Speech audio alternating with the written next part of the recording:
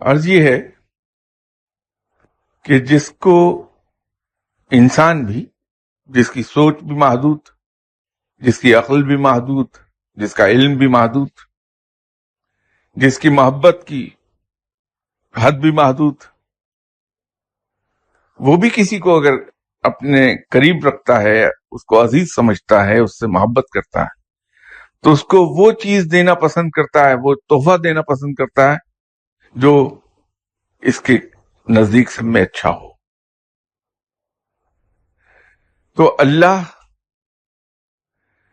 چونکہ علم کو بہت عزیز رکھتا ہے، اسے علم بہت پسند ہے، تو